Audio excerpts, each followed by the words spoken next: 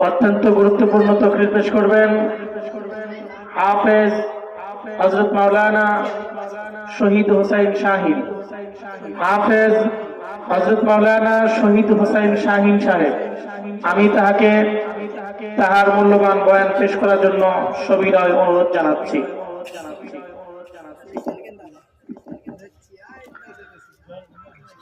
السلام عليكم ورحمة الله وبركاته.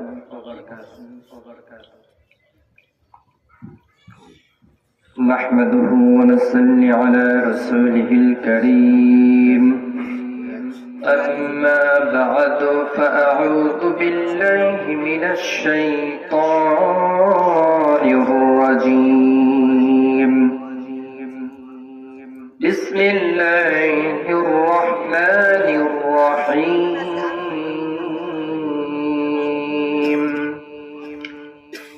اقرأ باسم ربك الذي خلق. صدق الله العظيم. أو كما قال رسول الله صلى الله عليه وسلم: خيركم من تعلم القرآن وعلمه. إلى آخر آية. إن الله وملائكته يصلون على النبي يا أيها الذين آمنوا صلوا عليه وسلموا تسليما.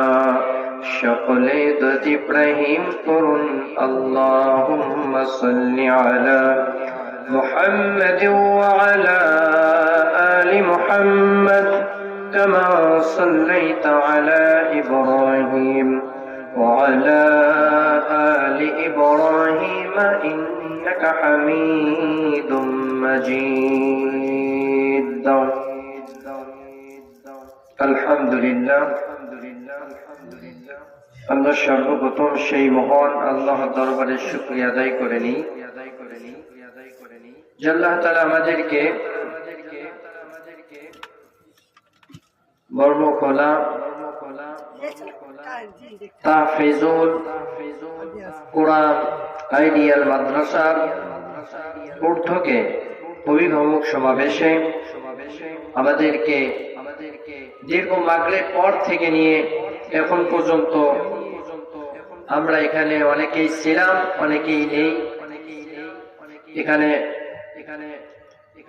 হযরত উলামায়ে কেরামগণ আলোচনা করেছেন এবং আমিও আপনাদের মাঝে সংক্ষিপ্তভাবে কিছু আলোচনা করব। আল্লাহ তাআলা যেন আমাদেরকে এই আলোচনাগুলো আমাদের জীবনে কবুল করে নেন, সকলে বলুন আমিন। তো আমরা আল্লাহ তাআলার শুকরিয়া আদায় করে নিচ্ছি, কারণ আল্লাহ রাব্বুল আলামিন এত সুন্দর একটা পরিবেশে আসা এবং বসার আমাদেরকে সুযোগ দান করলেন। আমরা সবাই আল্লাহর শিখানো বাক্যটি নিজেদের কল্যাণের জন্য, আল্লাহকে খুশি করার জন্য সবাই পড়ে দিচ্ছি আলহামদুলিল্লাহ। শত কোটি দরুদ বর্ষিত হোক সে বিশ্ব মানবতার মুক্তি দিশারি রাহমাতাল লিল আলামিন, যিনি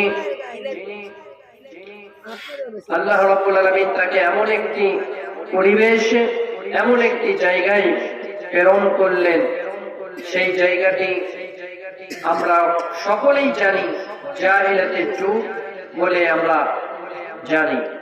জাহিলাতের যুগে আমার আপনার নবীকে প্রেরণ করলেন। শুধু তাই নয়, এমন একটি সময়, যেই সময় সেই সময়ের মানুষগুলি সত্য বুঝত না, সঠিক বুঝত না, হক বুঝত না।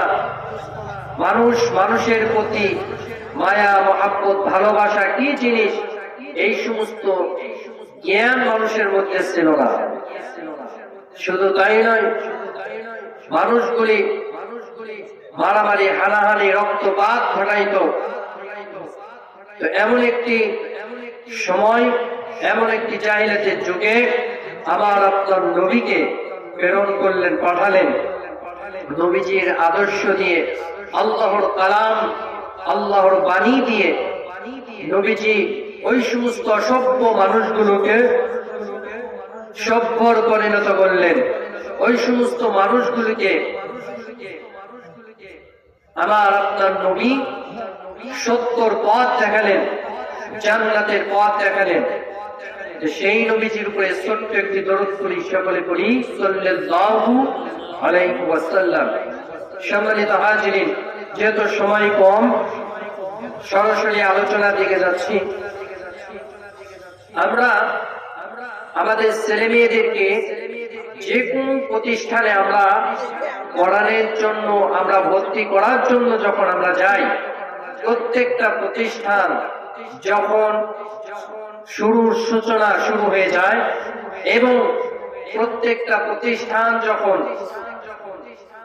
মানুষের মধ্যে প্রচার করে, তখন দেখবেন একটা কথা কিন্তু বলা হয় সর্বপ্রথম, যে আমি যে আয়াতে কারিমা পড়েছি, ইকরা বিসমি রাব্বিকাল্লাযী খলাক, পড়ো তোমার প্রভুর নামে যিনি তোমাকে সৃষ্টি করেছেন। এই কথাটা বলেই প্রচার করা হয় যে পড়ো তুমি তোমার প্রভুর নামে যিনি তোমাকে সৃষ্টি করেছে। এখন আল্লাহর কালাম দিয়ে প্রতিষ্ঠানগুলো শুরু করা হয়, কিন্তু বিশেষ করে মাদ্রাসাগুলি, এই মাদ্রাসা ব্যতীত যতগুলো প্রতিষ্ঠান রয়েছে, প্রত্যেকটা প্রতিষ্ঠানেই কিন্তু এইভাবেই প্রচার করা হয়, পড়ো তোমার প্রভুর নামে যিনি সৃষ্টি করেছেন। এখন আল্লাহর কালাম দিয়ে প্রতিষ্ঠানগুলো তারা চালু করে, চালু করার পরেই দেখবেন এই প্রতিষ্ঠানগুলোতে আল্লাহর কালামের অনুযায়ী কোন শিক্ষা নাই। কথা বলেন ঠিক কিনা? সম্মানিত হাজিরিন, এই জন্য বিশেষ করে আল্লাহর কালাম দিয়ে আমাদের ছেলে মেয়েদের যদি জীবন শুরু করা হয়, তাহলে আমাদের ছেলে মেয়েরা তারা নবীওয়ালা আদর্শ পাবে। আমাদের ছেলে মেয়েরা নবীজি সাহাবীদের আদর্শ পাবে। যদি লিলিয়ানের শিক্ষায় যদি আপনার সন্তানকে শিক্ষায় দান করেন, তাহলে আপনার সন্তান কিন্তু নবীওয়ালা আদর্শবান সন্তান হতে পারবে না। আপনার সন্তানকে যদি আপনি যদি ইংরেজদের শিক্ষায় যদি শিক্ষিত করেন, আপনার সন্তানের মধ্যে সাহাবীদের আদর্শ থাকবে না। এই জন্য সন্তানকে যখন শিক্ষা দিবেন, আল্লাহর কালাম দিয়ে, রাসূলের বাণী দিয়ে যদি শিক্ষাগুলো দেওয়া হয়, তাহলে আপনার সন্তানের দ্বারা কখনোই কখনোই আপনার সন্তান কখনোই আপনাকে বৃদ্ধাশ্রমে দিয়ে আসবে না। আপনার সন্তান কখনোই আপনার অবাধ্য হবে না। এই জন্য বিশেষ করে আপনার সন্তানকে দ্বীনি শিক্ষা দেন, আল্লাহর কালামের শিক্ষা দেন, তাহলে আপনার ছেলের ভবিষ্যৎ ভালো হবে, আপনার ভবিষ্যৎ ভালো হবে। সম্মানিত হাজিরিন, পৃথিবীতে আমরা মানুষ বর্তমান যারা বসবাস করছি, আমরা সকলেই চাই যে আমার সন্তান আদি দ্বারা আমাদের মধ্যে শান্তি বর্ষিত হোক। কথা বলেন ঠিক কিনা? চাই না এরকম শান্তি বর্ষিত হোক? আমরা পৃথিবীতে যারা আছি সবাই কিন্তু শান্তি চাই। সবাই শান্তি চাই কিনা? সবাই কিন্তু শান্তি চাই। কিন্তু এই শান্তি কিভাবে আসবে? এই শান্তি কোথায় গেলে আমরা পাবো? পৃথিবীতে মানুষ তো শান্তির জন্য কম চেষ্টা করে না। আপনার পরিবারের মানুষগুলি শান্তিতে থাকুক, এটা কিন্তু আপনি চান। আপনার পরিবারের মানুষগুলো শান্তিতে বসবাস করুক, আপনি শান্তিতে থাকেন। এই শান্তির জন্য আমরা কিন্তু সব সময় অবস্থান করছি, দৌড়ের উপরে আছি। কিন্তু শান্তি কি আমাদের মাঝে আছে? হারানো মুক্ত একটি কিতাব রয়েছে। এই কিতাবের মধ্যে বললাম মুফতি জালালউদ্দিন রহমাতুল্লাহি আলাইহি, এই মুফতি জালালউদ্দিন তিনি লেখেন তার কিতাবের মধ্যে যে শান্তির জন্য আমরা অনেক সময় দেখেন গাড়ি ঘোড়াতে যখন চলাফেরা করি, গাড়িতে চলাফেরা করার ক্ষেত্রে গাড়ির ড্রাইভারের মাথার কাছে লেখা থাকে গাড়ি চালানোর সময় ড্রাইভারের সাথে কথা বলবেন না, এরকম লেখা থাকে। আবার দেখবেন আপনি গাড়িতে বসছেন, জানালার পাশে লেখা আছে কোন যাত্রীর সমস্যা হলে কন্ট্রাক্টরকে অভিযোগ করেন। এরকম আছে না নেই? একজন ভদ্রলোক গাড়িতে উঠলেন, ওঠার পরে পাশে আরেকজন লোক বসলেন, বসার পরে দেখেন পাশের মানুষ বিড়ি খাচ্ছে। পাশের মানুষ কি খাচ্ছে? বিড়ি খাচ্ছে। হঠাৎ করে বিড়ি খাওয়ার পরে ধোঁয়াটা যখন যে মানুষ বিড়ি খায় না তার নাকে যদি যায়, ভালো লাগে না খারাপ লাগে? খারাপ লাগে। কিন্তু এখন পাশে যিনি ভদ্রলোক ওই বিড়িওয়ালাকে বলতেছেন, ভাই ধূমপান করেন না, গাড়িতে লেখা আছে ধূমপান করা নিষেধ, ভাই আপনি ধূমপান করেন না, গাড়িতে লেখা আছে। উনি আবার পরবর্তী দেখাইতেছে যে পাশে কি লেখা আছে দেখেন, কোন যাত্রীর সমস্যা হলে অভিযোগ করবেন কার কাছে? গাড়ির কন্ট্রাক্টর আছে যে তার কাছে অভিযোগ করার কথা। এখন কন্ট্রাক্টরের কাছে অভিযোগ, কন্ট্রাক্টর কোনো কথা বলে না, দিছে ড্রাইভারের কাছে যে ড্রাইভার ভাই আপনার গাড়িতে সমস্যা, যাত্রী প্রবলেম করতেছে। এখন ড্রাইভার আবার মাথার দিকে টাকা দেখাইতেছে, এখানে কি লেখা আছে গাড়ি চালানোর সময় ড্রাইভারের সাথে কথা বলা যাবে না। তাহলে এই যে আইনটা করলো, এই আইনটা মানুষ করলো না আগে থেকেই করা আছে? আইনটা মানুষের আইন না? তার আইন, মানুষের আইন। কিন্তু তাহলে দেখা গেল মানুষের আইন দিয়ে কখনোই মানুষের মধ্যে শান্তি আসতে পারে না। মানুষের নিয়ম করা আইন দিয়ে মানুষের মধ্যে শান্তি আসবে না। শান্তি যদি পেতে হয় আপনারা এই যে এখানে যে আপনারা তাহফিজুল কোরআন আইডিয়াল মাদ্রাসা যে করছেন, এই মাদ্রাসা যদি আপনার সন্তানকে শিক্ষায় শিক্ষিত বানাইতে পারেন, এই সন্তানের দ্বারাই সমাজের মধ্যে শান্তি আসতে পারে, এই সন্তানের দ্বারাই পরিবারের মধ্যে শান্তি আসবে। কথা বলে ঠিক কিনা? এই জন্য শান্তি যদি আমাদের পেতে চাই, আমরা অবশ্যই শান্তি পেতে হলে আমাদের ছেলে মেয়েদেরকে সুশিক্ষায় শিক্ষিত করতে হবে। আমরা তো শান্তির জন্য ভাই কত অর্থ সম্পদ আমরা খরচ করে থাকি, কিন্তু শান্তি আমরা পাই না।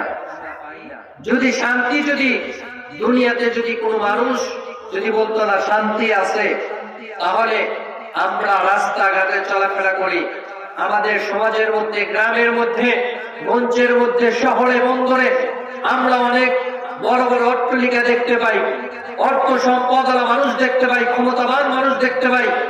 আমরা এই সমস্ত মানুষের কাছে আপনি যদি খোঁজ নিয়ে দেখেন যে ভাই আপনি শান্তিতে আছেন না অশান্তিতে আছেন, কারণ আপনি তো বড় অট্টালিকার উপরে থাকেন, আপনি তো পাঁচতলার উপরে থাকেন, আপনার তো টাকা পয়সার অভাব নাই, আপনি কিসের, আপনি শান্তিতে আছেন না অশান্তিতে আছেন? যখন এই কথা বলা হবে তখন দেখবেন এই মানুষগুলি বলবে ভাই খুব অশান্তিতে আছি, কারণ টাকাওয়ালা হয়েছে কিন্তু সন্তান মানুষ হয় নাই, টাকাওয়ালা হয়েছে কিন্তু আপনার ছেলে মেয়ে কথা শোনে না, টাকাওয়ালা হয়েছে তার বিবি তার কথা শোনে না। কথা বলেন ঠিক কিনা?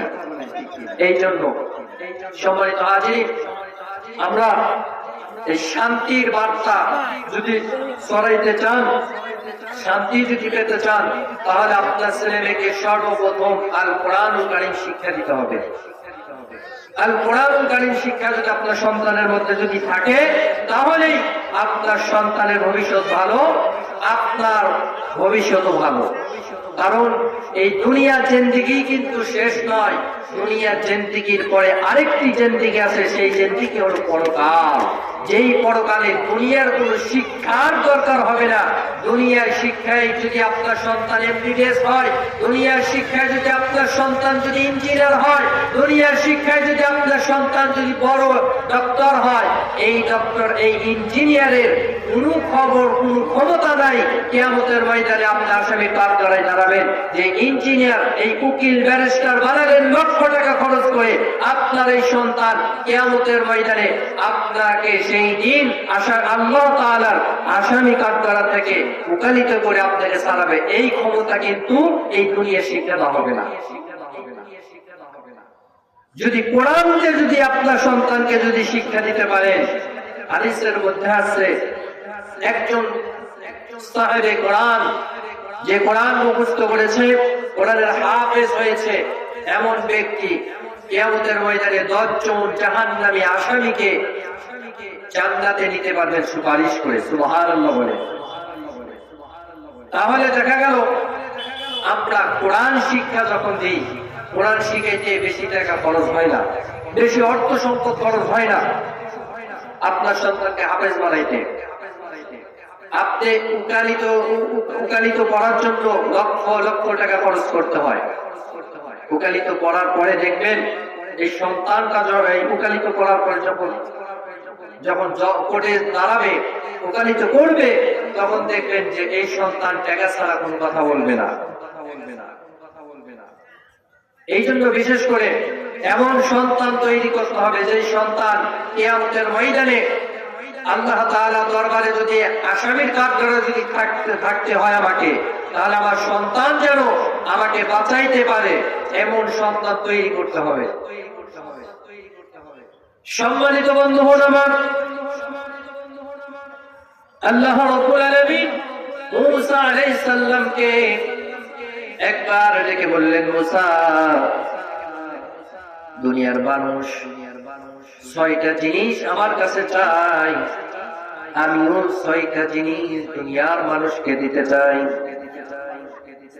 কিন্তু মূসা, দুনিয়ার মানুষের 6টা জিনিস আমার কাছে চাই, এই 6টা জিনিস আমি যে জায়গায় রেখেছি সেই জায়গা থেকে এই মানুষগুলি তালাশ করে না, সেই মানুষগুলি এমন জায়গা থেকে তালাশ করে যেই 6টা জিনিস আমি যেখানে রাখি নাই।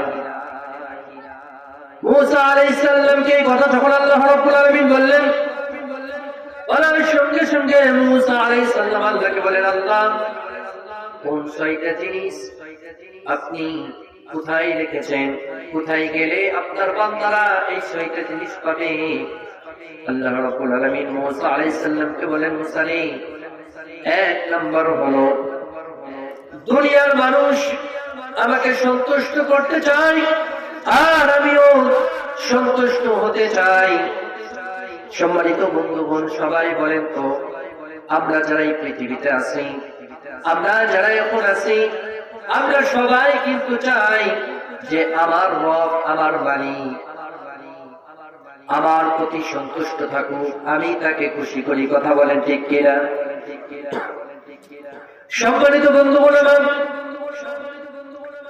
আল্লাহ রাব্বুল আলামিনকে এই পৃথিবীর সকল মানুষই সন্তুষ্ট করতে চায়, খুশি রাখতে চায়। হিন্দুদের কথা যদি বলেন, হিন্দুরাও তো তারা যে 32-36 হাজার খোদা মানে, তারা তাদের খোদাকে খুশি করতে চায়। ইহুদি খ্রিস্টানরা যারা ঈশ্বরী মানে, তারা ঈশ্বরকে খুশি করতে চায়। বৌদ্ধরা যেমন তাদের গডকে তারা খুশি রাখতে চায়। প্রত্যেকটা মানুষই তার মালিককে খুশি রাখতে চায়। দুনিয়াতে দেখবেন, আপনি আপনার পরিবারকে খুশি করতে চান, আপনি আপনার পরিবার যদি আপনার প্রতি খুশি থাকে, আপনি যদি পরিবারের উপর যদি আপনি খুশি থাকেন, খুব মনে আনন্দ লাগে, ভালো লাগে। আল্লাহ রাব্বুল আলামিন সেই কথাই বললেন, মূসা, আমার বান্দারা আমাকে খুশি রাখতে চায়, আমাকে সন্তুষ্ট করতে চায়, আমিও বান্দার উপরে সন্তুষ্ট হতে চাই। কিন্তু আমি আমার বান্দাকে যে আমি সন্তুষ্ট করব এবং বান্দা যে আমাকে সন্তুষ্ট করবে, তার মধ্যে হলো যে নফসের বিরুদ্ধে বান্দা যদি চলতে পারে তাহলে বান্দা আমাকে সন্তুষ্ট করতে পারবে, কিন্তু দুনিয়াতে বান্দা তো নফসের গোলামির মধ্যে রয়েছে। আমরা পৃথিবীতে সবাই নফসের গোলামি করি। এখন বলতে পারেন হুজুর কিভাবে আমরা নফসের গোলামি করি? কিভাবে? যেমন আমার আপনার নফসটা কিন্তু চায় এমন যে আমার নফসটা চায় যে দুনিয়াতে একটু ভালো চলার জন্য, আমার নফসটা চায় একটু সুন্দর পোশাক পরার জন্য, আমার নফস চায় সুন্দরী মেয়ের প্রতি আসক্ত হওয়ার জন্য, আমার নফস চায় বড় বড় বাড়ি করার জন্য, আমার নফস চায় দুনিয়ায় শিক্ষায় শিক্ষিত হওয়ার জন্য। বন্ধুগণ আমার, আমাদের নফসটা কিভাবে চায় দেখুন। আমাদের নফসটা এমন পরিস্থিতি হয়ে গেছে, আমাদের নফসটা হয়ে গেছে যে মাদ্রাসা শিক্ষায় শিক্ষিত মানে কি লাভ হবে, আমার সন্তানকে মুন্সি বানায় কি লাভ হবে, আমার সন্তানকে হুজুর বানায় কি লাভ হবে, আমার সন্তানকে বড় ডক্টর বানাবো, আমার সন্তানকে উচ্চ শিক্ষিত বানাবো, আমার সন্তানকে আমি বড় ইঞ্জিনিয়ার বানাবো, আমার সন্তানকে আমি বড় উকিল বানাবো, আমার সন্তানকে ব্যারিস্টার বানাবো। এরকম নিয়ত প্রত্যেকটা মানুষের হয়, কথা বলেন ঠিক কিনা? কিন্তু এই চিন্তাই ফিকির হয় না আমার সন্তান তো বড় একটা আলেম হবে, আমার সন্তান বড় একজন মুফাসসির হবে, আমার সন্তান বড় একজন আলেম হবে, আমার সন্তান মৃত্যুর পরে আমার সন্তান আমার জন্য দোয়া করবে, আমার এই সন্তানকে এমন শিক্ষায় দিব যে শিক্ষার কারণে আমি মৃত্যু হওয়ার পরেও কবরের মধ্যে শুয়ে থেকে আমি নেক আমল পাবো। এরকম নিয়ত কোন মানুষের হয় না। নফসের গোলামি কিভাবে? নফস সব সময় চাই দুনিয়ার অর্থ সম্পদ, নফস সব সময় চাই দুনিয়ার মধ্যে চাকচিক্যময়, আমার নফস সব সময় চাই দুনিয়া থেকে চলে না যাওয়ার জন্য, আমার নফস সব সময় চাই গাড়ি বাড়ি করার জন্য, আমার নফস চাই ব্যাংক ব্যালেন্স করার জন্য, আমার নফস চাই ক্ষমতা, আমার নফস চাই শক্তি, আমার নফস চাই এই দুনিয়ার জিন্দেগি। কথা বলেন ঠিক কিনা? তাহলে আল্লাহকে সন্তুষ্ট করার জন্য আপনাকে করতে হবে কি? নফসের গোলামি, নফসের বিরুদ্ধে চলতে হবে। আল্লাহকে সন্তুষ্ট করতে হলে, আল্লাহকে সন্তুষ্ট করতে হলে আপনাকে এই দুনিয়াতে চিরস্থায়ী থাকার জন্য কোন ব্যবস্থা করা যাবে না। আল্লাহকে সন্তুষ্ট করার জন্য এই দুনিয়াতে বড় বড় বাড়ির আশা করা যাবে না।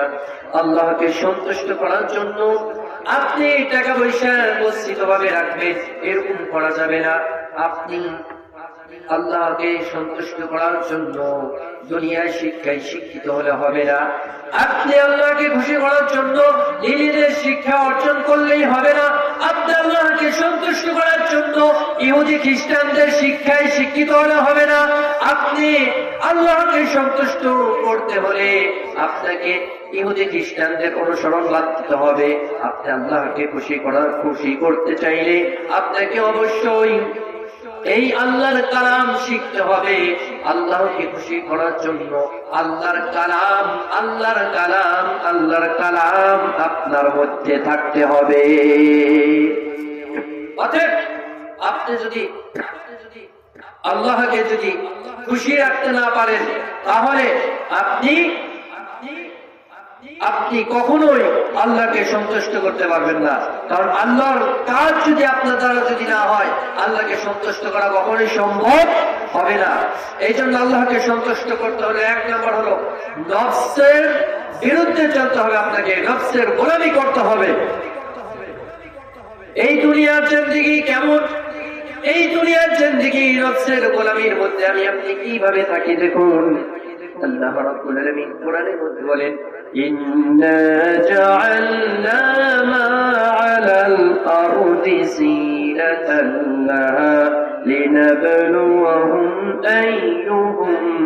أحسن عملا